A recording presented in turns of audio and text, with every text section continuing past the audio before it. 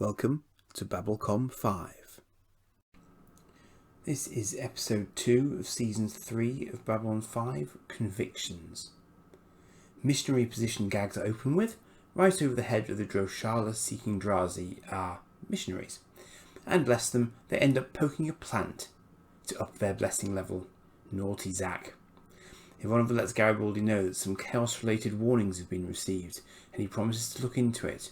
Just then, some down below scavengers accidentally trigger an explosion. Brother Theo arrives on the station to Zack's bemusement, and he's brought a number of friends with him to stay, for a while. Garibaldi and Franklin are investigating the aftermath of the explosion in down below. Several fatalities, but no critical systems nearby, no statement given. Sheridan tells them to keep on digging, because whilst an accident is possible, he doesn't see that being the way that their luck runs. Ivanova meets with Brother Theo, who is seeking permanent residence for himself and a contingent of his monks with all the necessary paperwork. Ivanova doesn't get it. She's stationed here, so lives there, but to choose to? Check Ivanova's bouncy new hair, by the way. Theo wants to find all the names behind God. So, what better place to do it than in Babylon 5, where lots of different races will come to him rather than him having to go out to find them. He's also prepared to pay their way for their quarters, explaining that he has brought useful specialists with him who can provide services to others. Why have they come with him? Because they believe. Garibaldi has decided it's a bomb. Lanier is learning the subtle art of fibbing to get rid of a particularly annoying human. Is that a human veer asleep on his shoulder? He says he has Netta syndrome, fatal and passed on by touch. Interesting, because Minbari aren't supposed to lie, and he said he was dying in 7 days and was going home. Apparently he'll do penance later. He's actually there to greet Delenn off her transport, but as he does so, another explosion starts to take hold of the arrival bay. Having got her safe, he also throws Londo through the door before being trapped as the pressure door comes down. He's knocked down by the blast, and Delenn, distraught, is trapped on the other side. 7 dead, 19 injured total now in both blasts, Lanier amongst the injured. Still not targeting systems, but people, certainly. Common explosive, but possibly traceable through a molecular code. Could be Home Guard or Free Mars, but lack of political messaging doesn't suggest them. Large groups are to be broken up to deny the bomber targets, packages removed and scanned. We see a human looking on monitors.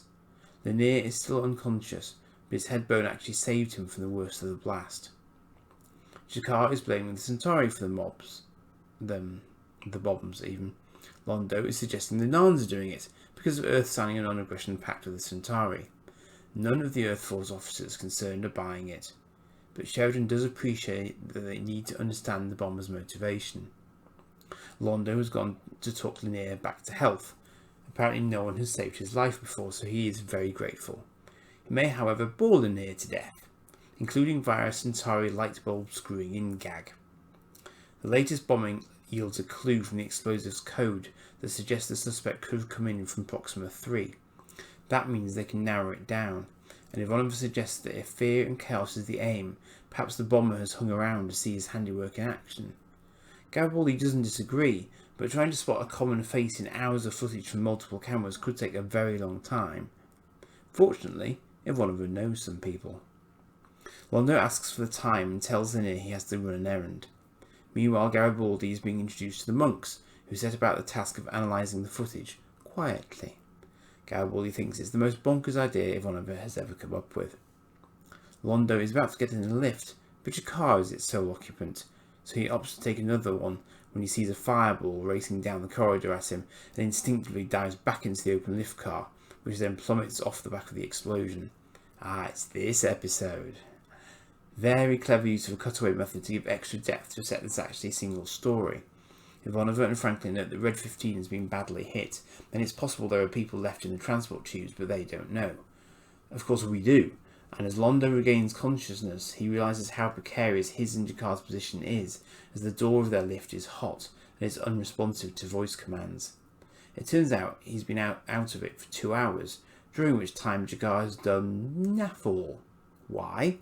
Because, as he reminds Malari, killing him would have brought retribution on his family and other Narn. Simply allowing the fire to finish them off will not, but will allow him to watch Londo die, which he believes is well worth doing nothing at all to save them both. After that, when Londo tries to call for help, G'Kar mockingly does stage whispers mocking his calls, laughing his head off. The monks have hit pay dirt, and Garibaldi starts planning to roll in on the perp, Carlson. Back in the lift, not many fishes left in the sea, not many fishes, just Londo and me. Unfortunately, Sheridan and Garibaldi have not gone unnoticed, and the bomber announces he has a dead man's switch, and this time his bomb will wreck the entire station. The bomber wants Sheridan for a chat, so he hides his link down below, shall we say, to try and buy Garibaldi intelligence and time to act on it. The nut job is definitely nutty, but let's slip that the explosion that will take out the station will be bright as the sun.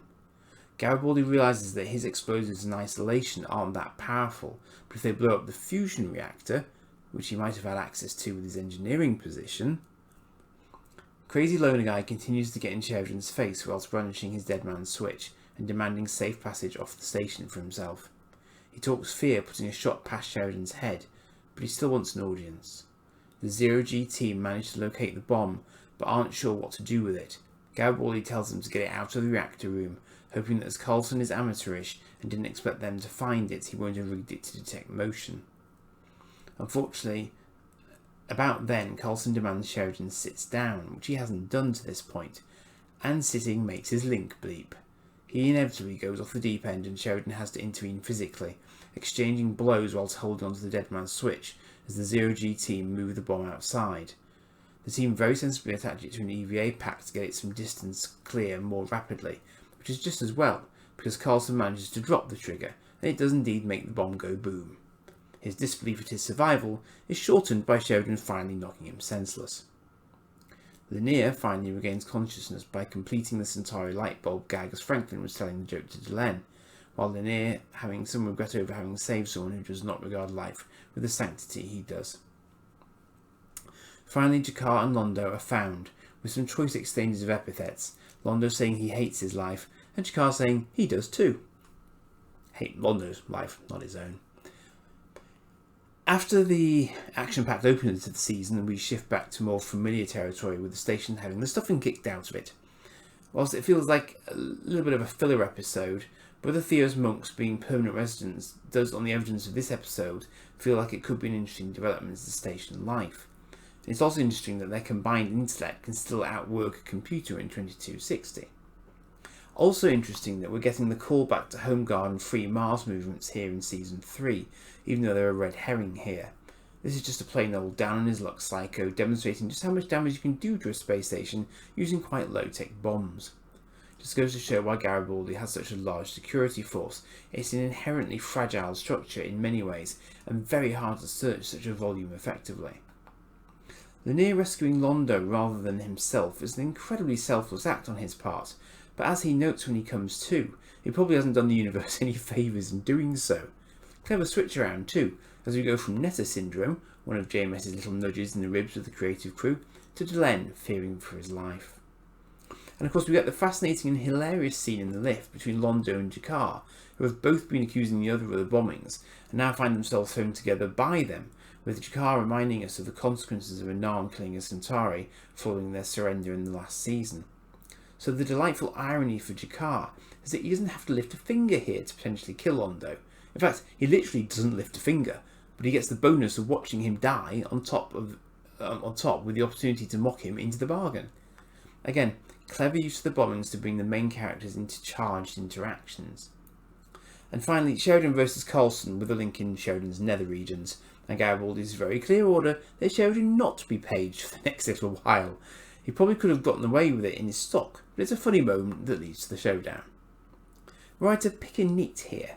Whilst I applaud the 0G team's gumption in jetting the bomb away from the station as they did, I do wonder what the range on the dead man's switch was. Logically, if the bomb got far enough away to not be able to receive the signal, that would have the same effect as Carlson dropping the switch. I guess it was just a risk they had to take, and a signal strong enough to get through the shielding on the station's reactor area in the first place would actually have quite a decent range in open space. So maybe it's a pretty small nit, really. It might have been nice to have had the monks established in an earlier episode, because obviously it's super convenient that they save the day as soon as they're introduced, but I think that makes more sense for someone coming to this episode in isolation. I don't know if it's just my DVDs, but the quality of the film seems to kick up a notch here, and you can see the effects stretching themselves more with the composite internal shots, which do add an interesting, if slightly confusing, sense of depth to the bomb damage. It's a technique that's been used before to multiply actor numbers, although when you stop and think about it, B5 always has a good level of extras in the background to convey just how busy the station is, which is important for realism. Finally, also interesting to see the ongoing repercussions of Kosh's appearance at the end of Season 2, even if it's more for comedy value here. Apparently the station is now also the last best hope for spiritual enlightenment. And on that note, I shall leave you and try to get ahead of myself as I'm lining these up in a rather last minute fashion at the moment. See you for the next one.